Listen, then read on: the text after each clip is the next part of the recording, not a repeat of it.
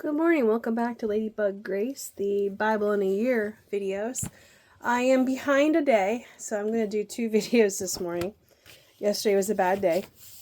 Today is Saturday, so I'll be doing Friday the 23rd first.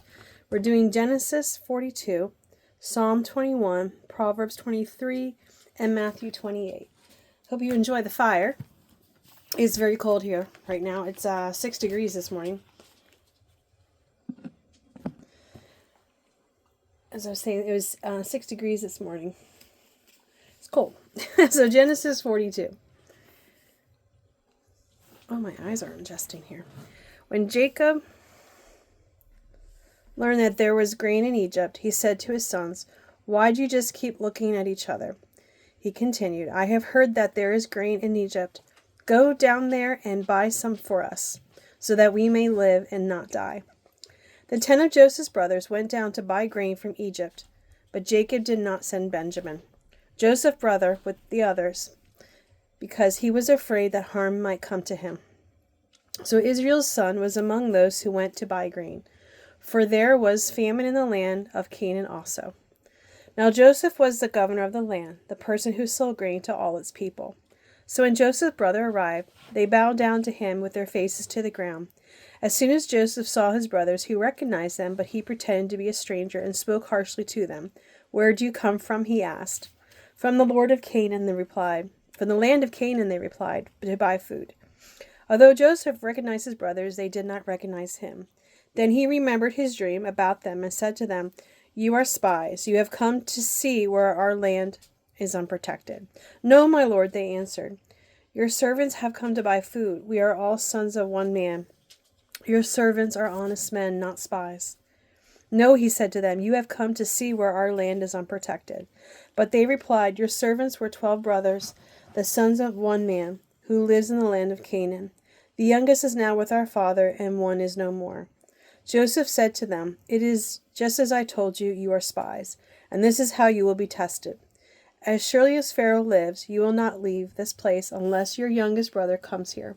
Send one of your number to get your brother. The rest of you will be kept in prison, so that your words may be tested to see if you are telling the truth. If you are not, then as surely as Pharaoh lives, you are spies." And he put them all in custody for 3 days. On the 3rd day, Joseph said to them, "Do this and you will live, for I fear God.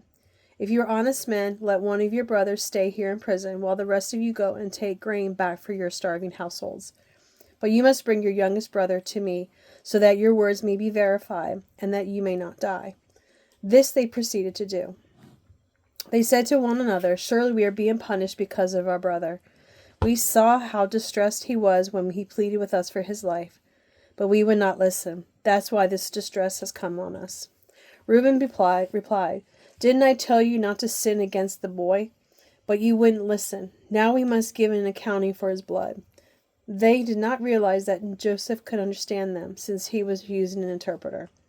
He turned away from them and began to weep, but when he came back and spoke to them again, he had Simeon taken from them and bound before their eyes.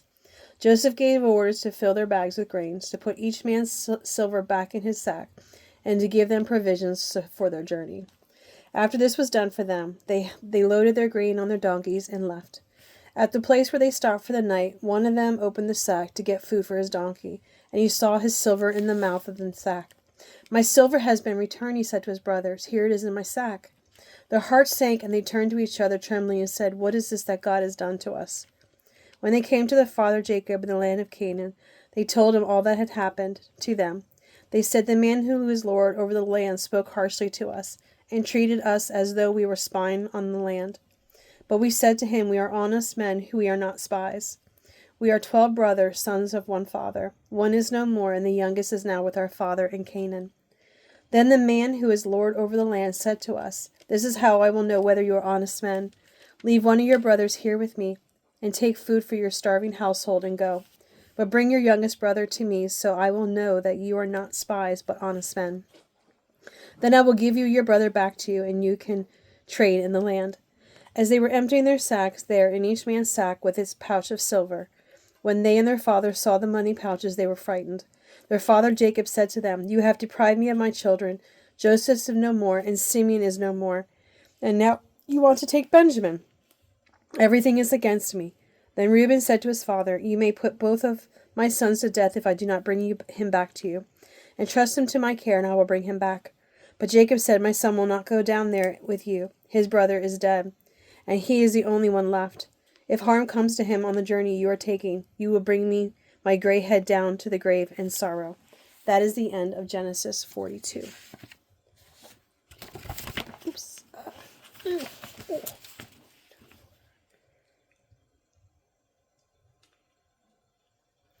Now to Psalm 21. Excuse me. The theme of this is praising God after victory in battle. When God answers our prayers and for victory, we must quickly and openly thank him for his help. The king rejoices in your strength, Lord. How great is his joy in the victories you give. You have granted him his heart's desire and have not withheld the request of his lips. You came to greet him with rich blessings and placed a crown of pure gold on his head. He asked you for life, and you gave it to him, length of days forever and ever. Through the victories you gave, his glory is great. You have bestowed on him splendor and majesty. Surely you have granted him unending blessings, and made him glad with the joy for your presence. For the king trusts in the Lord. Through the unfailing love of the Most High, he will not be shaken. Your hand will lay hold on all your enemies. Your right hand will seize your foes. When you appear for battle, you will burn them up as in a blazing furnace. The Lord will swallow them up in his wrath, and his fire will consume them. You will destroy their descendants from the earth, their posterity from mankind. Though they plot evil against you, they devise wicked schemes, they cannot succeed. You will make them turn their backs when you aim at them with drawn bow. Be exalted in your strength, Lord. We will sing and praise you might. That is the end of Psalm 21. Duke, come back. Dookie keeps walking away. I think he wants to get up on the chair here, but he doesn't see me sitting, so he won't come and sit. All right, Psalm 23. When you sit to dine with a ruler, note well what is before you, and put a knife to your throat. If you are given to gluttony, do not crave his delicacies, for that food is deceptive. Do not wear... Oh, that was saying 7. That's right, we're on to sayings. Saying 8. Do not wear yourself out to get rich. Do not trust your own cleverness. Cast but a glance at riches, and they are gone. For they will surely sprout wings and fly off to the sky like an eagle. Saying 9. Do not eat the food of a begrudging host. Do not crave his delicacies. For he is the kind of person who is always thinking about the cost. Eat and drink, he says to you, but his heart is not with you. You will vomit up a little you have eaten, and you will have wasted your compliments. Saying 10. Do not speak to fools, for they will scorn your prudent words. Saying 11. Do not move an ancient boundary stone, or encroach on the fields of the fatherless, for their defender is strong. He will take up their case against you. I guess I should have said as a reminder, these are 30 sayings of the wise. I should have started with that. My apologies. Saying 12. Apply your heart to instruction and your ears to words of knowledge. Saying 13. Do not withhold discipline from a child. If you punish them with the rod, they will not die. Punish them with the rod and save them from death. Saying 14. My son, if your heart is wise, then my heart will be glad indeed. My inmost being will rejoice when your lips speak what is right. Saying 15. Do not let your heart envy sinners, but always be zealous from the fear of the Lord. There is surely a future hope for you, and your hope will not be cut off. Saying 16. Listen, my son, and be wise, and set your heart on the right path. Do not join those who drink too much wine, or gorge themselves on meat. For drunkards and gluttons become poor, and drowsiness clothes them in rags. Saying 17. Listen to your father who gave you life, and do not despise your mother when she is old. Buy the truth and do not sell it. Wisdom, instruction, and insight is well. The father of a righteous child has great joy. A man who fathers a wise son rejoices in him. May your father and mother rejoice. May she who gave you birth be joyful. Saying 18. My son, give me your heart, and let your eyes delight in my ways. For an adulterous woman is a deep pit, and a wayward wife is a narrow well. Like a bandit, she lies in wait, and multiplies the unfaithful among men. Saying 19. Who has woe? Who has sorrow? Who has strife? Who has complaints? Who has needless bruises? Who has bloodshot eyes? Those who linger over wine, who go to sample bowls of mixed wine. Do not gaze at wine when it is red, when it sparkles in the cup, when it goes down smoothly. In the end, it bites like a snake and poisons like a viper. Your eyes will see strange sights, and your mind will imagine confusing things. You will be like one sleeping on the high seas, lying on top of the rigging. They hit me, you will say, but I am not hurt. They beat me, but I don't feel it. When will I wake up so I can find another drink? That is the end of Proverbs 23. 10:50.